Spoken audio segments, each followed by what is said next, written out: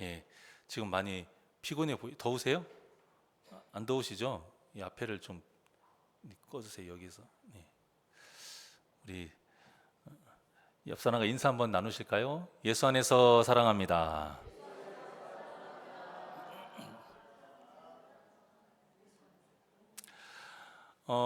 바울과 바나바 지금 여정을 보고 있죠. 각 지역마다 들어가서 회당에서 복음을 전하는데 그때마다 유대인들이 계속 방해를 합니다. 그래서 계속 다른 지역으로 옮기고 또 옮기고 옮기고 또 옮기다가 오늘 이 루스드라라는 곳으로 이제 이르게 돼요. 자, 그런데 이 루스드라라는 곳이 다른 곳하고 좀 다릅니다. 바울과 바나바가 다른 지역에서 복음을 전할 때 어디에서 전했다고 제가 말씀드렸죠?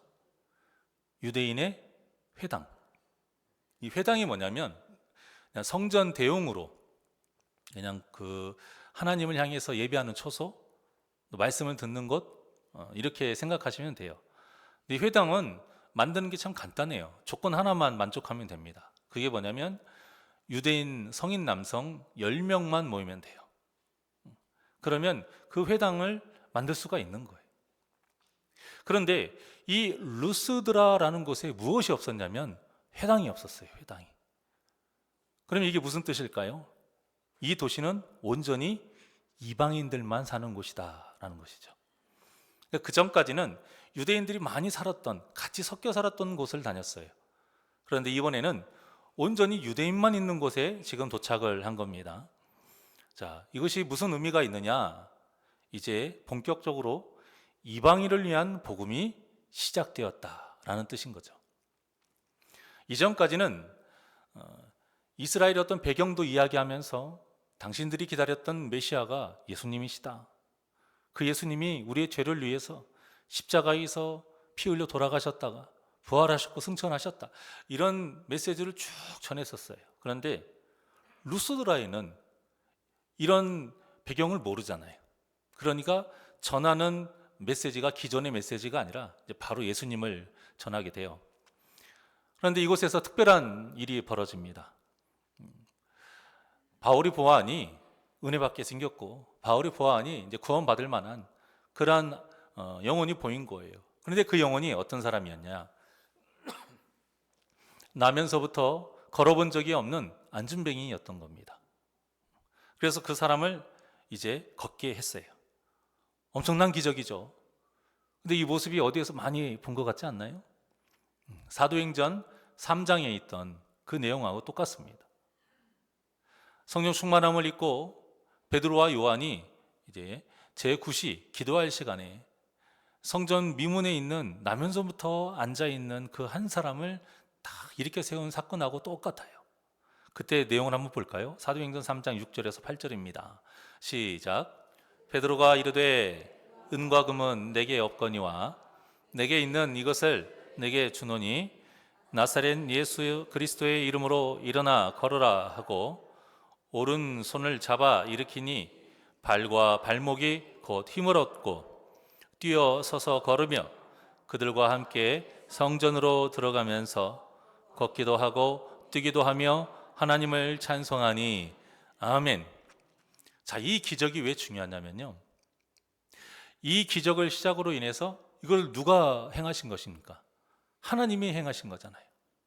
이제부터 이 유대 땅에 하나님의 통치로 인해서 교회가 본격적으로 이루어진다, 복음이 전해진다라는 첫 신호탄이 바로 이 안진뱅이를 일으키는 사건인 거예요. 자, 그리고 이 본문의 기적도 마찬가지예요. 이제는 유대인들이 없는 온전히 이방인들만 사는 곳에서도 이제는 하나님의 통치가 본격적으로 교회를 세우면서 이루어진다라는 첫 신호탄으로 똑같은 기적이 일어난 것입니다. 그래서 이 안진뱅이가 일어나는 이 기적이 중요한 거예요. 우리가 너무 기적 자체에만 바라보면 안 되고요, 이 기적이 무엇을 의미하는가, 그것을 봐야 돼요. 그래서 우리가 이 두 기적을 통해서 마음에 새겨야 할 것은 뭐냐면, 기적이라는 것은 단지 어떤 우리의 소원을 들어주는 그런 사건이 아니라는 거예요. 이 기적이라는 것은 하나님께서 살아계시고 지금 이 순간 역사하신다라는 것을 증거하기 위한 사건입니다. 그 기적으로 인해서 믿는 자가 많아지고 그런 것도 아니었어요. 우리는 흔히 그런 걸 많이 생각하잖아요. 어떤 기적, 안전배회가 일어났어요. 하나님을 찬양하는 모습을 보고 예수의 이름으로 이렇게 세웠으면 그것만으로도 예수님을 믿는 자들이 많아져야 될 거 아니에요? 근데 그러지 않았고요. 오늘 본문만 해도 그런 일이 안 생겼습니다. 그럼에도 이 기적이 중요한 이유는 그거하고 상관없이, 그건 우리 생각이고요. 그거하고 상관없이 하나님의 관점에서는 이제 내가 시작한다 이거예요. 그리고 내가 살아있다, 나를 증거하는 것이다. 그 증거 자료가 바로 기적인 겁니다. 그러니까 우리가 이 놀라운 기적을 체험했다고 해서 혹시라도 우리 마음속에 내 믿음이 좋아서, 아니면 내가 열심히 하나님께 헌신을 해서, 아니면 특별히 날 더 사랑하시나? 이런 생각을 가지면 안 된다라는 거예요. 이런 생각을 갖게 되면 기적이 나의 자랑거리가 됩니다. 그런데 이 기적은 자랑거리가 아니에요. 하나님을 증거하는 증거 자료인 거예요. 그래서 우리가 기적을 체험하면 무슨 마음을 가져야 되냐면, 하나님이 정말 살아계시는구나. 그러니 내가 더 하나님을 신뢰하고 더 그분의 뜻에 맞게 살아야겠구나. 더 이 믿음을 가져야 되는 거예요. 저는 지금까지 현대의학으로 가망이 없다라고 하는 그 병 걸리신 분들이 하나님의 은혜로 기적적으로 치료받으신 분들 저 많이 봤습니다. 그리고 그분들이 그 기적을 체험했기 때문에 하나님을 딱 증거하면서 복음을 전하고, 그동안 죄지었고 나태했던 자신을 회개하고 다시 이제 신실하게 열정적으로 신앙생활하는 모습도 쭉 봐왔어요. 그런데요, 좀 안타까운 사실은 뭐냐면, 시간이 어느 정도 지나면 그런 분들 중에 많은 분들이 이 하나님의 은혜를 잊어버려요. 그리고 신앙의 열정도 식어버리고, 전에는 하나님이 주신 목숨이니 이제는 내가 이 목숨 주님의 나라를 위해서 사용하겠습니다 했던 고백이 어느 순간 사라지고, 나를 위해서 살고 싶고자, 나를 위해서 내가 원하는 것을 하고 싶어서 하나님과 멀어지고 세상을 향해 나아가는 분들을 저는 많이 봤습니다. 얼마나 안타깝습니까? 저는 그 모습이 너무 안타까워서 정말 신방 많이 가고 그러지 마시라고 고면도 참 많이 했습니다. 근데 차마 입으로 제가 말은 못하지만 제 안에서는 무슨 마음이 있었냐면, 여러분도 똑같은 마음이겠지만 하나님께서 기적적으로 살려주셨잖아요. 그런데 그 살려주신 그 생명을 하나님을 위해서 살지 않고 하나님을 떠나면 나중에 하나님께 맞는 그 매를 어떻게 감당하시려는지 너무 그게 걱정이 되는 거예요. 근데 또 그런 말을 하면 더 실족하고 더 시험 드니까 말을 못하고 정말 간곡하게 권면을 했는데 떠나시더라고요. 여러분, 왜 이런 일이 벌어질까요? 우리는 은연중에 그런 생각을 많이 갖습니다. 사도 바울처럼 다메섹 도상에서 있던 그 예수님, 난 그런 식으로 한 번만 믿으면 죽을 때까지 정말 신실하게, 정말 다른 짓 안 하고 살겠습니다. 그러니 그런 조그만 기적, 좀 비슷한 거라도 한번 보여주시면 안 될까요? 우리와 같은 천둥 소리, 이런 하나님의 음성 한번 들려주시면 안 될까요?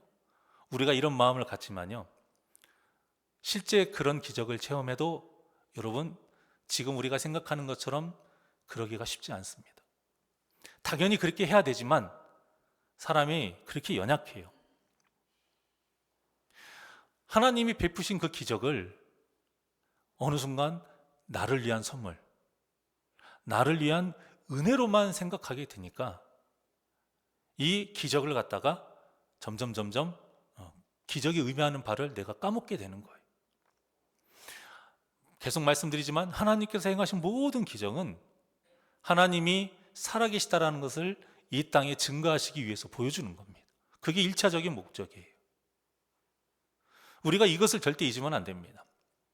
그렇기 때문에 우리가 물질의 복을 받았어요. 여러분, 이것도 기적입니다. 우리가 하나님의 은혜라고 하잖아요. 그 하나님의 은혜라는 게 다 기적이에요. 그 은혜로 여러분들이 물질의 복을 받았다면 그 물질로 하나님의 살아계심을 증거하는 일에 사용해야 되는 것이 당연한 거예요. 우리가 병이 치료되는 복을 받았다면 그 건강한 몸으로 하나님의 살아계심을 증거하는 일에 충성해야 하고요.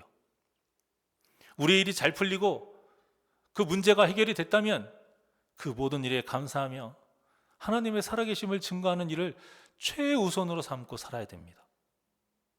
그런데 너무 일이 없어요. 먹고 살기 힘들어요.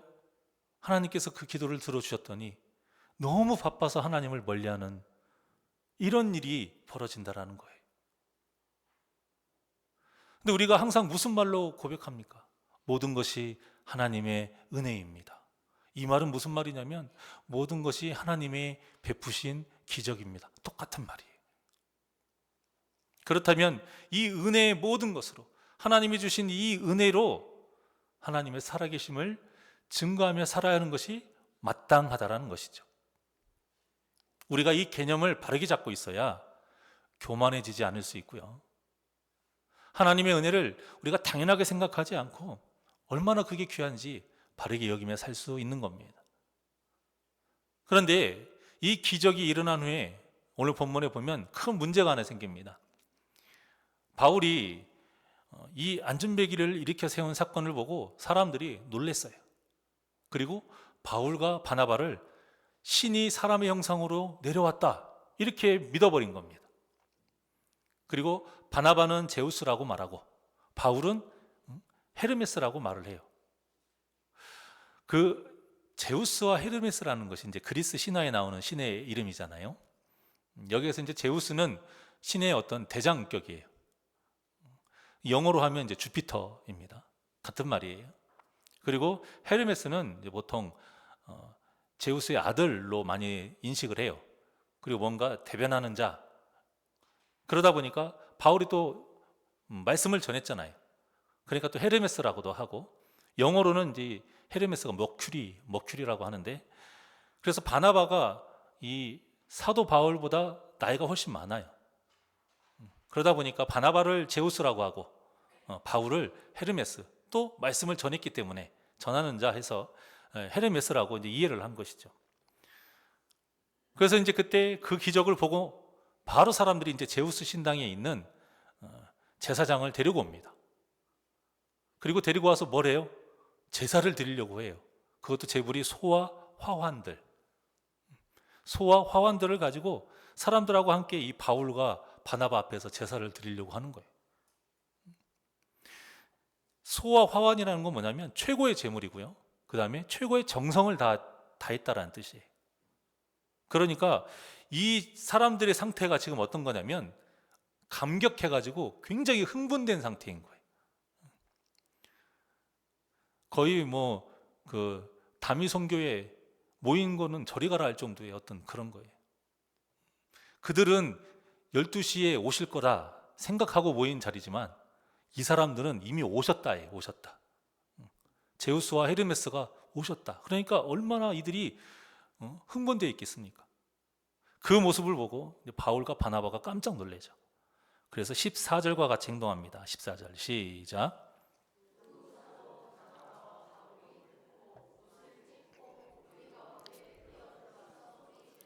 아멘.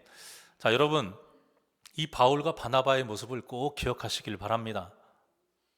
하나님께 올려져야 할 영광, 이 모든 것이 하나님이 살아계심을 증거하기 위해서 기적이 일어난 것인데 그러면 누가 영광 받아야 돼요? 하나님이 영광 받아야 돼요. 그런데 물론 바울과 바나바가 의도한 건 아니지만 사람들 때문에 그 영광이 지금 누구한테 가게 생겼습니까? 바울과 바나바에게 가게 생긴 거예요.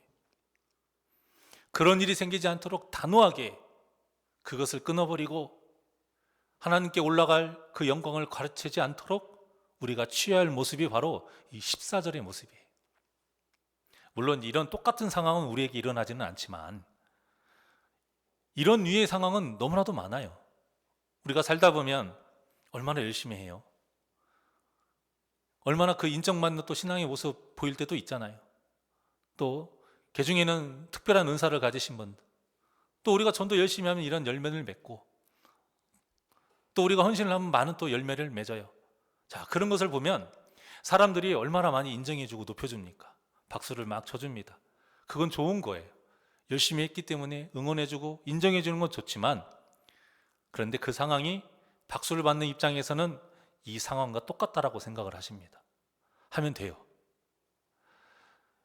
내가 박수를 받을 때에 그것을 온전히 하나님께 그 영광을 돌리도록 해야 되는데, 그리고 이렇게 내가 박수를 받게 된 것도 하나님의 은혜로 이룬 것인데, 그것을 내가 잊어버리고, 그래, 내가 열심히 했지, 내가 박수를 받을 만하지, 그럼 내가 잘했지, 난 특별하지, 내 공로와 내 힘으로 이뤄냈다라는 그 교만한 마음을 품으면 안 된다는 거예요.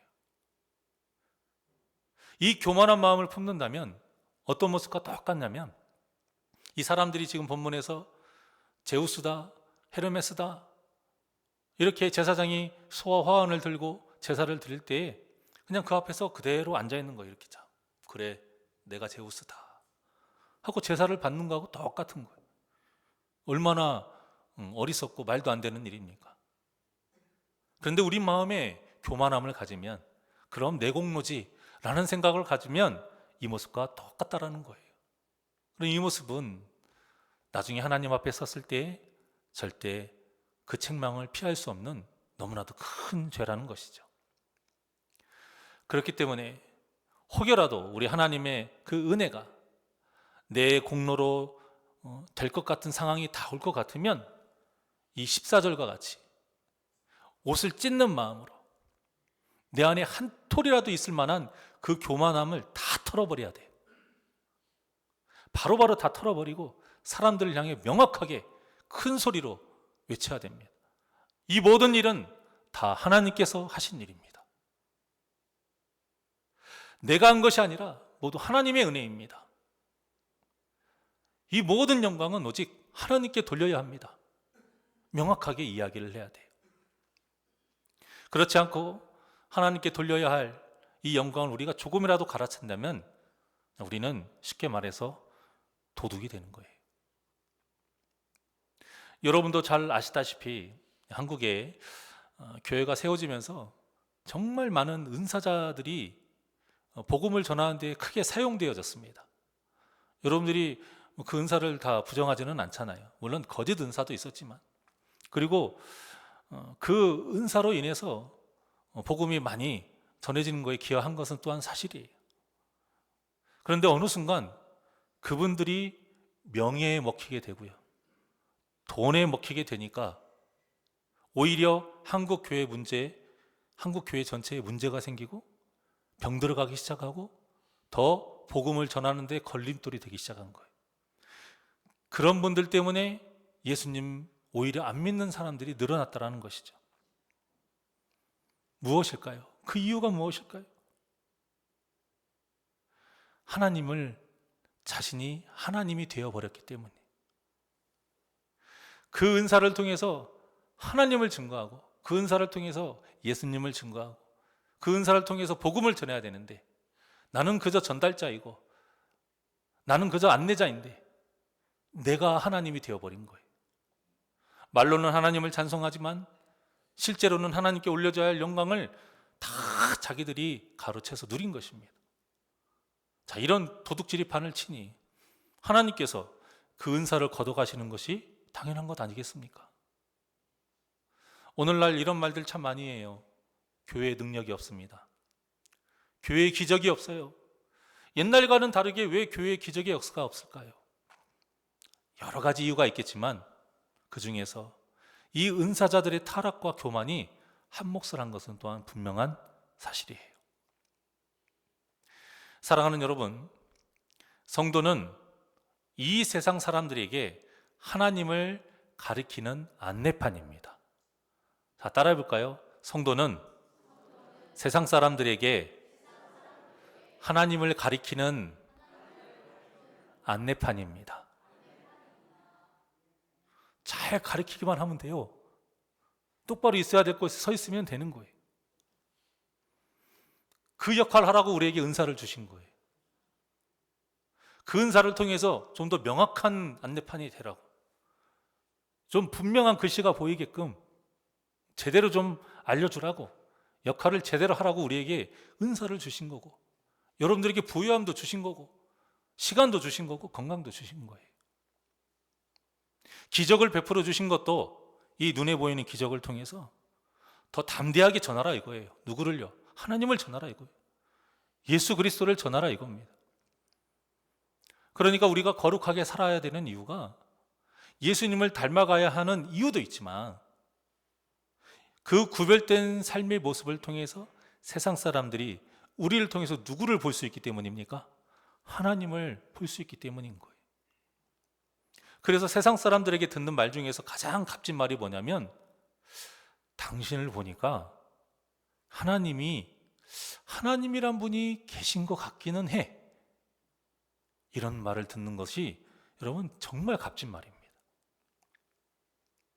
문제는 이 안내판이 목적지가 되려고 한다는 거예요. 안내판이 목적지인가요? 아니잖아요. 이쪽으로 가세요, 인도해 줘야 될 것인데 그 안내판이 목적지가 되려고 하는 거예요. 사람들이 하나님을 향해 쳐다보지 않고 나를 쳐다봤으면 하는 그 마음, 내가 나의 공로를 좀, 내 의의를 인정받고자 하는 그 마음, 그런 마음이 있다는 거예요. 그래서 내가 더 반짝거리고 싶고, 좀 부유하게 좀 보이고 싶고, 보석도 박아놓고 금칠도 하고 조명도 달아서 막 더 돋보이려고 하는 거예요. 이러면 안내판으로서는 꽝인 거예요. 가장 빛나야 될 곳은 하나님이 계신 곳입니다. 가장 빛나야 될 분은 세상의 빛이신 하나님이신 거예요. 그런데 내가 빛나려고 하면 안내판으로서의 제 역할을 하지 못하는 겁니다. 성도는요, 좀 자꾸 초라해도 괜찮아요. 그냥 있어야 할 자리에서 하나님을 향해서 정확하게 그 방향만 가리키고 있으면 되는 겁니다. 그렇기 때문에 하나님께서 우리를 어디로 인도하듯이, 어떤 환경으로 인도하시든지 우리가 하나님을 가리키는 거룩한 안내판으로서의 역할을 하는 것, 말씀대로 살아가는 것, 세상 사람들과 구별되게 살아가는 것, 이것이 중요합니다. 구별돼야 그들이 우리를 바라보고요, 구별돼야 그들이 왜 그러는지 궁금해하고요, 그렇게 궁금할 때에 우리가 하나님을 가리킬 때에 그들이 하나님을 볼 수 있기 때문이에요. 우리가 이런 고민들을 할 때가 있잖아요. 하나님은 나에게 왜 하필 이런 직장을 주셨을까?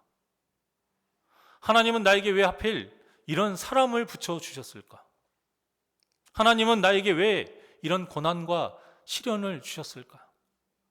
여러분, 우리는 이런 고민에 답을 얻으려고 하는 것보다는요, 그런 환경에 세워주신 곳에서 어떻게든 내가 안내판의 역할을 제대로 해야겠다, 이 마음을 가지고 말씀에 순종하며 사는 것이 중요합니다. 이런 안내판에 거룩한 삶을 살아가시는 복된 성도님들 되시길 원합니다. 이것이 하나님께서 우리를 향해 원하는 뜻이에요. 이렇게 인내하며 살아갈 때에 하나님이 그 영광을 다 받으시고 우리를 승리하게 하시는 겁니다. 어느 유명한 목사님의 제가 설교를 듣는데요, 한 선교사님이 이야기를 하시더라고요. 그래서 제가 그 이야기가 너무 감명돼서 소개를 좀 해보려고 합니다.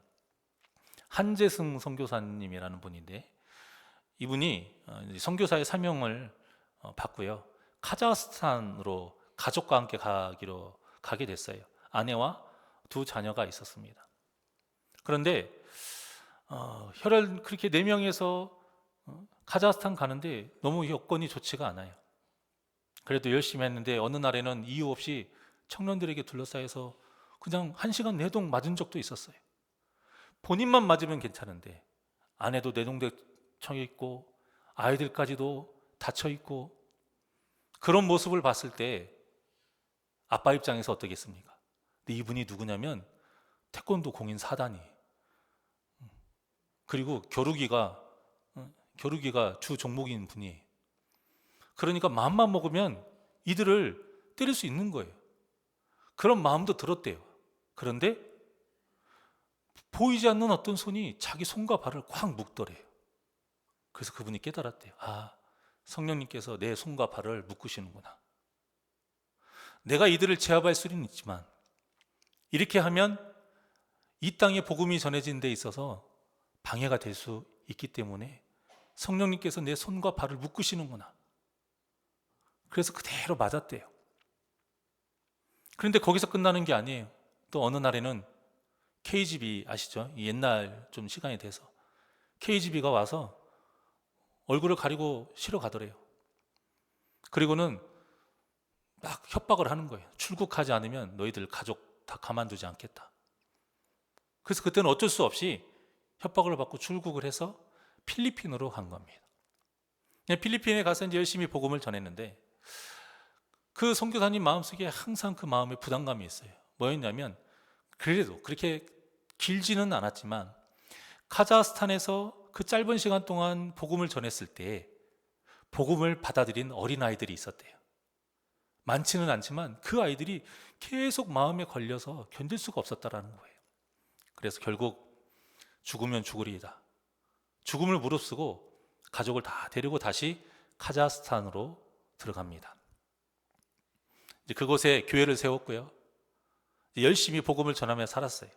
어느 날 집에 딱 돌아와 보니 아내가 피투성이가 된 채로 죽어 있는 모습을 보게 됩니다. 카자흐스탄 현지 사람들이 와서 그 사람들에게 피살이 된 거예요. 얼마나 기가 막혔겠습니까? 이 선교사님 부부가 금실이 굉장히 좋았대요. 8년 연애를 하고 아이 둘을 낳고 이때까지 한 번도 싸우지 않고 권태기가 없을 정도였다고 해요. 그러니 그 선교사님의 슬픔과 고통이 얼마나 심했겠습니까? 결국 장례는 이제 한국에서 치르기로 해서 다 시신을 운구해서 한국에서 장례를 치르는데 이 목사님이 이제 가서 조문을 할 때 그 선교사님이 목사님에게 이렇게 고백을 하시더래요. 내 아내가 피 흘려 죽은 그 땅에 나는 다시 가야 합니다. 하나님께서 내 마음에 평생 지워지지 않는 부담을 주셨기 때문입니다. 이게 무슨 말이냐면 자기를 그 땅의 안내판으로 딱 세워놓으셨다라는 거예요. 자기가 카자흐스탄에서 필리핀으로 가봤지만 거기에서도 복음을 전했지만 자기가 있을 곳이 거기가 아니라는 것을 느꼈다라는 거죠. 비록 아내가 죽었고 너무나도 슬프지만 그래도 내가 있어야 될 곳은 카자흐스탄이다. 그걸 고백하고 있는 겁니다.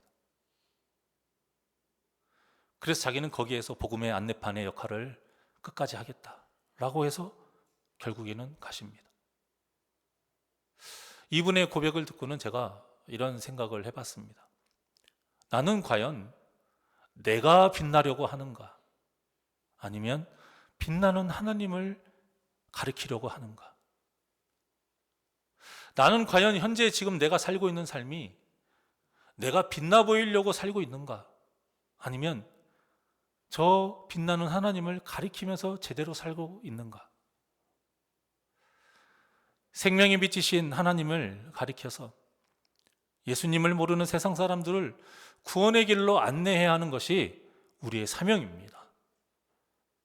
그래서 그들이 하나님을 볼 수 있게 해야 돼요. 그런데 내가 더 빛나고 싶은 마음이 우리 마음 한켠에 있다라는 거예요. 그래서 사람들이 나를 우러러 보기를 바라는 이런 악한 마음이 있다라는 것입니다. 무엇을 가지고요? 하나님이 주신 재물, 하나님이 주신 외모, 건강, 은사, 지식, 자녀, 권세, 믿음, 기적, 복음의 열매 다 하나님이 주신 걸로 내가 빛나기를 바라는 이런 마음이 있다라는 거예요. 특히 우리가 믿음의 부모로서 자녀에게 어떤 사람이 되어야겠습니까? 이 자녀들을 구원자 되신 하나님께 인도할 수 있는 복음의 안내판이 되어야 하지 않겠습니까? 뒷바라지 조금 못해주면 어때요? 몸이 아파서 다른 부모들처럼 많은 것을 잘 못해주면 어떻습니까? 우리의 거룩한 삶을 통해서 내 사랑하는 자녀들이 내가 가리키고 있는 하나님을 볼 수만 있다면 그것만큼 부모로서 복된 일은 없습니다. 그러니 세상에서 빛나고 높고 뛰어난 자가 되려고 하지 마시고 세상 모든 사람들을 하나님에게 바르게 인도하는 복음의 안내판이 되는 저와 여러분이 되시기를 주님의 이름으로 축원합니다. 그래서 우리의 예배와 말씀에 또 이 기도의 시간이 우리를 안내판의 역할을 바르게 할 수 있는 정말로 값진 시간이에요. 그러니 이 귀한 시간에 평생도록 참여하셔서 하나님께 온전히 영광 돌리며 거룩한 삶으로 세상 사람들을 하나님께 인도하는 우리 복된 새날교회 성도님들이 되시기를 주님의 이름으로 간절히 축원합니다. 원하고 바라고 기도합니다. 하나님께 찬양드립니다.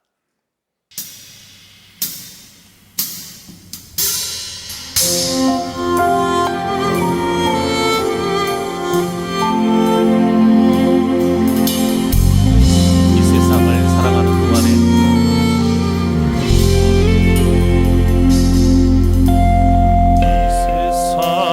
살아가는 동안에 나의 힘을 의지할 수 없으니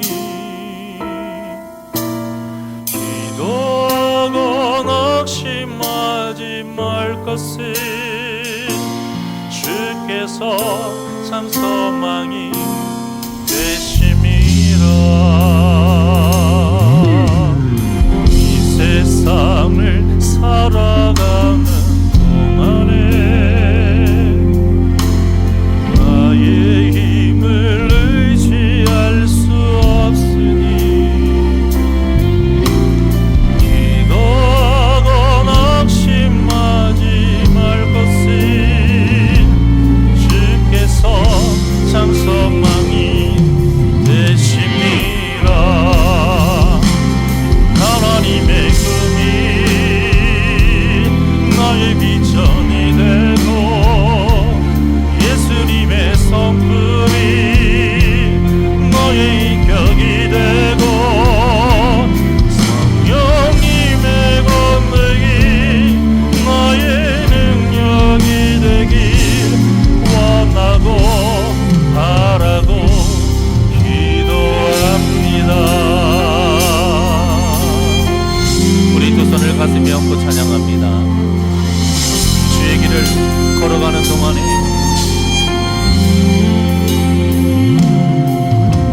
주의 길을 걸어가는 동안에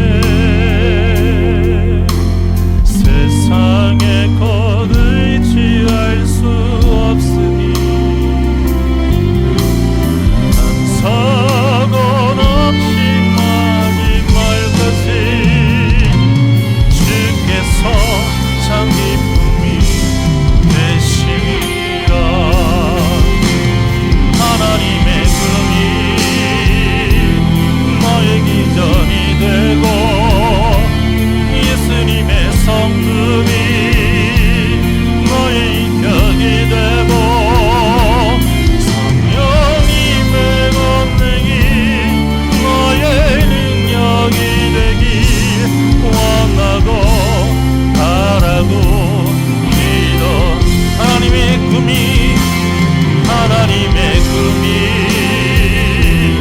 나의 비전이 되고 예수님의 성품이 너의 인격이 되고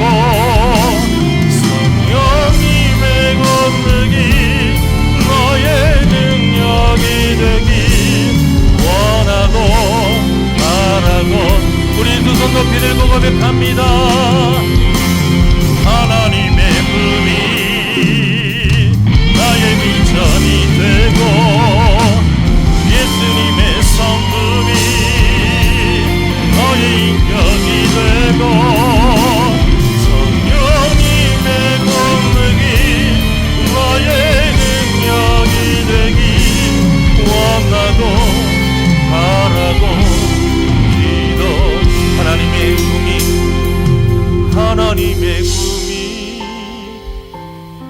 나의 비전이 되고 예수님의 성품이 너의 인격이 되고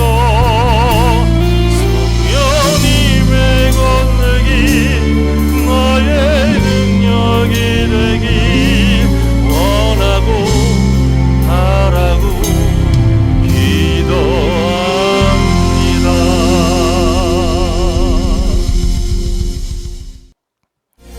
언제나 우리 곁에서 은혜를 베풀어 주시고 순간순간 우리를 위해 기적을 베풀어 주시는 하나님,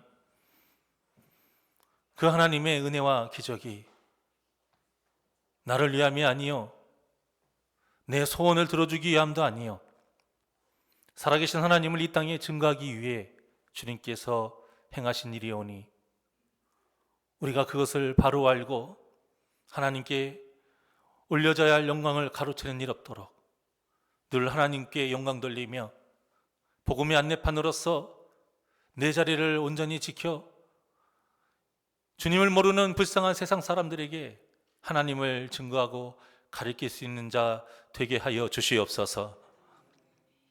내가 잘나고 내가 돈이 많고 내가 똑똑하고 내 외모가 예쁘고 이런 세상적인 것으로 하나님을 증거할 수 없습니다. 그 빛나신 하나님을 가리킬 수 없습니다. 오직 내 안에 예수님을 주인 삼아서 내가 죽고 주가 살고 하나님의 말씀으로 그 말씀을 순종하며 살아갈 때에 구별된 거룩함으로 살아가야 하나님을 증거할 수 있고 하나님을 가리킬 수 있사오니 우리에게 믿음을 주시어서 우리의 삶이 말씀에 순종하는 삶 살게 되게 하여 주시옵소서. 언제나 이 예배의 시간, 말씀과 기도의 시간을 사모하길 원합니다. 이 시간에 우리가 있어야 우리가 그 힘으로 일어날 수 있고 우리가 그 능력으로 안내판의 역할을 제대로 할 수 있습니다. 우리를 통해 많은 영혼들이 주님을 바라보고 천국문을 향하기를 원하오니 주님 도와주시옵시고 역사하여 주시고 사용하여 주시옵소서. 감사함 예수님의 이름으로 기도하옵나이다. 아멘.